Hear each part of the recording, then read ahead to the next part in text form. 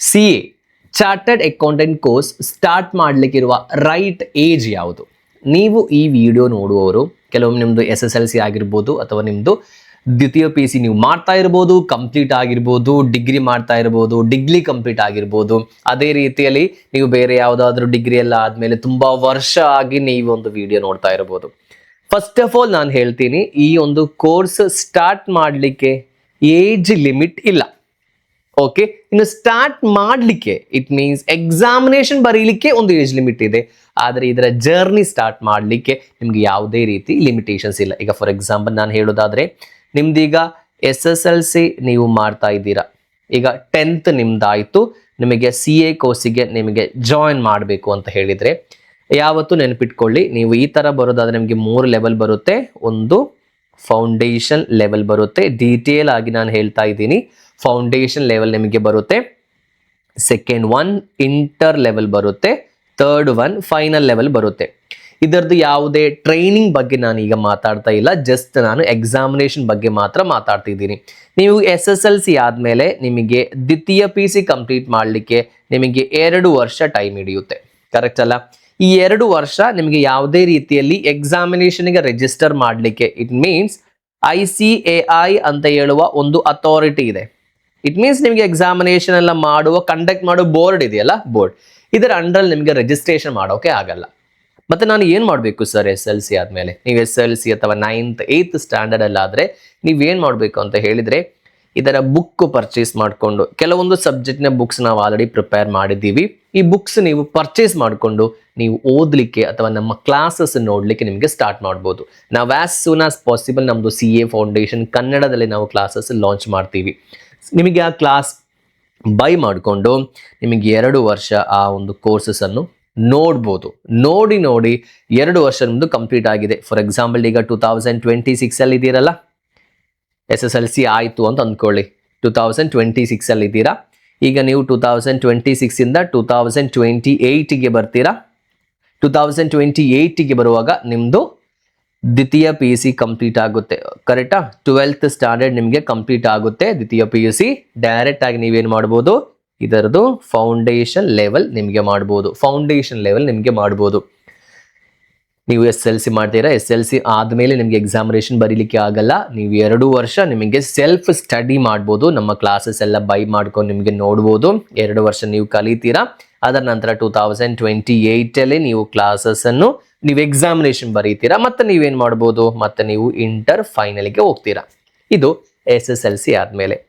ಇನ್ನು ಸರ್ ನಂದು PUC ಆಗಿದೆ ಅಥವಾ PUC ಮಾಡ್ತಾ ಇರ್ತೀರಾ ಅಂತ ಅಂದ್ಕೊಳ್ಳಿ. ಓಕೆ, PUC ಮಾಡ್ತಾ ಇರುವಾಗ ನಿಮಗೆ ಏನು ಮಾಡೋಕ್ಕಾಗಲ್ಲ. ಈಗ ನಿಮ್ಮದು ಸೆಕೆಂಡ್ PUC ನಿಮ್ಮದು ಆಯಿತು ಅಂತ ಅಂದ್ಕೊಳ್ಳಿ. ಓಕೆ, ಸೆಕೆಂಡ್ PUC ನಿಮ್ಮದು ಆಯಿತು, ನೀವೀಗ ಪ್ಲಾನ್ ಮಾಡ್ತಾ ಇದ್ದೀರಾ ನಾನು CA ಮಾಡಬೇಕು. ಈಗಲೂ ನಿಮಗೆ ಫಸ್ಟ್ ಲೆವೆಲ್ ಅಂತ ಹೇಳೋದು ಫೌಂಡೇಶನ್ ಲೆವೆಲ್, ಜಸ್ಟ್ ಆ ನೇಮ್ ಮಾತ್ರ ಬರಿತೀನಿ. ಸೆಕೆಂಡ್ ಲೆವೆಲ್ ನಿಮಗೆ ಇಂಟರ್ಮೀಡಿಯೇಟ್ ಲೆವೆಲ್ ಬರುತ್ತೆ, ಥರ್ಡ್ ಫೈನಲ್ ಲೆವೆಲ್ ಬರುತ್ತೆ.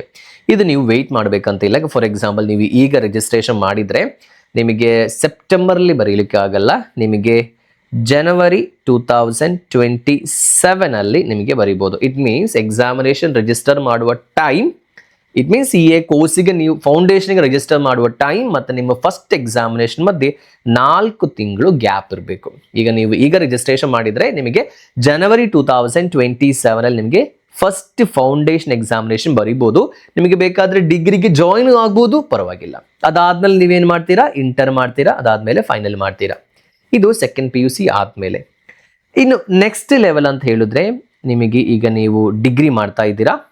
ಓಕೆ, ಡಿಗ್ರಿ ಮಾಡ್ತಾ ಇದ್ದೀರಾ, ನೀವು first year degree and second year ಡಿಗ್ರಿಯಲ್ಲಿ ಇದ್ದೀರಾ ಅಂತ ಅಂದ್ಕೊಳ್ಳಿ. ಈ 2 ಡಿಗ್ರಿಯಲ್ಲಿ ಇರುವವರು ಸೇಮ್ ನೀವೇನು ಮಾಡಬೇಕು, ಡೈರೆಕ್ಟ್ ಆಗಿ CAದು ಫೌಂಡೇಶನ್ ಕೋರ್ಸಿಗೆ ರಿಜಿಸ್ಟರ್ ಮಾಡ್ಬೋದು. ನಿಮಗೆ ಜನವರಿ 2027 ಅಲ್ಲಿ ನಿಮಗೆ ಏನಾಗುತ್ತೆ, ಎಕ್ಸಾಮಿನೇಷನ್ ಬರೆಯುತ್ತೆ. SSLC ಆದವರಿಗೂ ಸೇಮ್, ಆದರೆ ಅವರಿಗೆ ವೇಟಿಂಗ್ ಪೀರಿಯಡ್ ಇತ್ತು. PUC ಆದವರಿಗೆ ಡೈರೆಕ್ಟ್ ಆಗಿ ಫೌಂಡೇಶನ್ ಎಕ್ಸಾಮಿನೇಷನ್ ಬರೀಬೋದು, ಡಿಗ್ರಿ ಇರೋರಿಗೂ ಬರೀಬೋದು. ಇನ್ನು ನೆಕ್ಸ್ಟ್ ನೀವೀಗ ಥರ್ಡ್ ಇಯರ್ ಡಿಗ್ರಿಯಲ್ಲಿ ಇದ್ದೀರಾ ಅಂತ ಅಂದ್ಕೊಳ್ಳಿ. ಥರ್ಡ್ ಇಯರ್ ಡಿಗ್ರಿಯಲ್ಲಿ ನೀವಿದ್ದೀರಾ ಆ್ಯಂಡ್ ಥರ್ಡ್ ಇಯರ್ ಡಿಗ್ರಿ ಅಥವಾ ನಿಮ್ಮದು ಆಫ್ಟರ್ ಡಿಗ್ರಿ. ಆಫ್ಟರ್ ಡಿಗ್ರಿ ಅಂತ ಹೇಳಿದರೆ ಸ್ವಲ್ಪ ಜಾಸ್ತಿ ಕ್ಯಾಟಗರಿ ಇಲ್ಲಿ ಬರುತ್ತೆ. ಡಿಗ್ರಿ ಆಯಿತು, ನಿಮಗೀಗ 30 ವರ್ಷ ವಯಸ್ಸು, 40 ವರ್ಷ ವಯಸ್ಸು.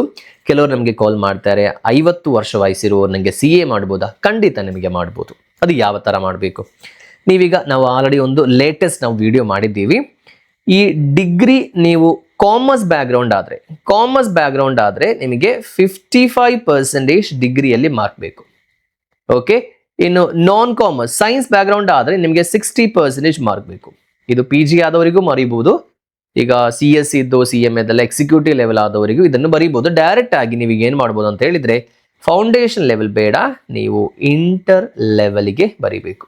ಇಂಟರ್ ಲೆವೆಲ್ಗೆ ನಿಮ್ಗೆ ಬರೀಬಹುದು.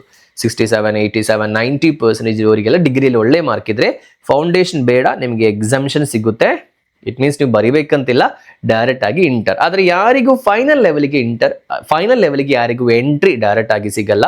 ನೀವು ಇಂಟರ್ ಬರ್ಕೊಂಡು ಇಂಟರ್ ಆದ್ಮೇಲೆ ಮಾತ್ರ ನಿಮಗೆ ಫೈನಲ್ ಬರೀಬಹುದು. ಯಾವುದೇ ಏಜ್ ಲಿಮಿಟ್ ನಿಮಗಿಲ್ಲ, ಡೈರೆಕ್ಟ್ ಆಗಿ ಇಂಟರಿಗೆ ಬರೆದು. ಇಂಟರ್ ಬಗ್ಗೆ ಆಲ್ರೆಡಿ ನಾನು ವಿಡಿಯೋ ಮಾಡಿದ್ದೀನಿ, ಅದು ಜಸ್ಟ್ ನಮ್ದು ಜುಪ್ಯಾಬ್ ಲರ್ನಿಂಗ್ ಕನ್ನಡ ಚಾನಲ್, ಇದೇ ಚಾನಲ್ ವಿಸಿಟ್ ಮಾಡುವಾಗ ನಿಮಗೆ ಡಿಗ್ರಿ ಆದ್ಮೇಲೆ BA, BCom, BBA ಆದ ಮೇಲೆ ಯಾವ ತರ ನಾವು CA ಪರ್ಸ್ಯೂ ಮಾಡಬಹುದಾ ಅದರ ಬಗ್ಗೆ ನಾನು ಲೇಟೆಸ್ಟ್ ಆಗಿ ಒಂದು ವಿಡಿಯೋ ಮಾಡಿದ್ದೀನಿ. ನೀವು ಅದರ ವಿಡಿಯೋ ನೋಡಿ ನಿಮಗೆ ಸ್ವಲ್ಪ ಕೂಡ ಅರ್ಥ ಆಗುತ್ತೆ. ಸೊ ನಿಮಗೆ ಏನು ಗೊತ್ತಾಯ್ತು, ಈಗ CA ಮಾಡಲಿಕ್ಕೆ ನಿಮಗೆ ಏಜ್ ಲಿಮಿಟ್ ಇಲ್ಲ. ಅದೇ ರೀತಿಯಲ್ಲಿ ನೀವು ಏನು ಮಾಡ್ತಾ ಇದ್ದೀರಾ ಅದರ ಅನುಸಾರವಾಗಿ ಏನಾಗುತ್ತೆ, ನೀವು ಯಾವ ಲೆವೆಲ್ಗೆ ಎನ್ರೋಲ್ ಆಗಬೇಕು ಅಂತ ಸ್ವಲ್ಪ ಚೇಂಜಸ್ ಬರುತ್ತೆ. ಕರೆಕ್ಟ್ ಅಲ್ವಾ? ಅದನ್ನು ನೋಡ್ಕೊಳ್ಳಿ. ನಾವು ಹೇಳಿದಾನೆ CA ಫೌಂಡೇಶನ್ ಕೋಚಿಂಗ್ ನಾವು ಸ್ಟಾರ್ಟ್ ಮಾಡ್ತಾ ಇದ್ದೀವಿ. ಅದು ಕನ್ನಡದಲ್ಲಿ ಇನ್ನು CA ಜರ್ನಿ ನಿಮಗೆ ಸ್ಟಾರ್ಟ್ ಮಾಡ್ಬೋದು. ಈಗ ನೀವೇನ್ ಮಾಡ್ತಾ ಇದ್ದೀರಾ ಅಂತ ಜಸ್ಟ್ ಒಂದು ಕಮೆಂಟ್ ಮಾಡಿ. ನೀವು ಡಿಗ್ರಿ ಮಾಡ್ತಾ ಇದ್ದೀರಾ, PUC ಮಾಡ್ತಾ ಇದ್ದೀರಾ? ಸೊ ಕಮೆಂಟ್ ಮಾಡುವಾಗ ನಮ್ದು ಆಡಿಯನ್ಸ್ ಯಾರು ಅಂತ ನಮ್ಗೆ ಗೊತ್ತಾಗುತ್ತೆ. ಆ ರೀತಿಯಲ್ಲಿ ನಮಗೆ ವಿಡಿಯೋಸ್ ಅನ್ನು ಪ್ರಿಪೇರ್ ಮಾಡ್ಬೋದು. ಸೊ ಎಲ್ಲರೂ ಕಮೆಂಟ್ ಬಾಕ್ಸ್ ಅಲ್ಲಿ ಬಂದು ಕಮೆಂಟ್ ಮಾಡಿ, ನಾನು PUC ಮಾಡ್ತಾ ಇದ್ದೀನಿ. ಫಸ್ಟ್ ಟೈಮ್ ನೀವೀಗ ಈ ಒಂದು ವಿಡಿಯೋ ನೋಡ್ತಾ ಇದ್ದೀರಾ ಅಥವಾ ಜುಪ್ಯಾಬ್ ಲರ್ನಿಂಗ್ ಚಾನಲ್ ನೋಡ್ತಾ ಇದ್ರೆ ಜಸ್ಟ್ ಒಂದು ಚಾನಲ್ ಒಂದು ಸಬ್ಸ್ಕ್ರೈಬ್ ಮಾಡಿ. ವಿಡಿಯೋ ಇಷ್ಟ ಆದ್ರೆ, ನೀವು ಯಾವುದೇ ಲೆವೆಲ್ ಇರಲಿ, ಸೈನ್ಸ್ ಇರಲಿ, ಕಾಮರ್ಸ್ ಇರಲಿ, ಆರ್ಟ್ಸ್ ಇರಲಿ, ಯಾವುದೇ ಫೀಲ್ಡ್ ಇರಲಿ, ನಿಮಗೆ ಇಷ್ಟ ಆದ್ರೆ ವಿಡಿಯೋ ಒಂದು ಲೈಕ್ ಮಾಡಿ. ನಿಮ್ಮ ಫ್ರೆಂಡ್ಸ್ ಯಾರಾದ್ರೂ ಕನ್ಫ್ಯೂಷನ್ ಅಲ್ಲಿ ಇದ್ರೆ, ಇನ್ನು ಆಲ್ರೆಡಿ CA ಮಾಡ್ತಾ ಇದ್ರೆ ಅವರಿಗೂ ಒಂದು ವಿಡಿಯೋ ಕಳಿಸ್ಕೊಡಿ. ಸೊ ನಮಗೆ ಮುಂದಿನ ಒಂದು ಇನ್ಫಾರ್ಮೇಟಿವ್ ವಿಡಿಯೋದಲ್ಲಿ ನೋಡುವ. ಅದುವರೆಗೂ ಥ್ಯಾಂಕ್ ಯು ಸೋ ಮಚ್. ಏನಾದರೂ ಡೌಟ್ ಇದ್ರೆ ನಂಬರ್ ಕೊಟ್ಟಿದ್ದೀನಿ, ಮೆಸೇಜ್ ಮಾಡಿ ಕೇಳಿ. Will see you again in the next video.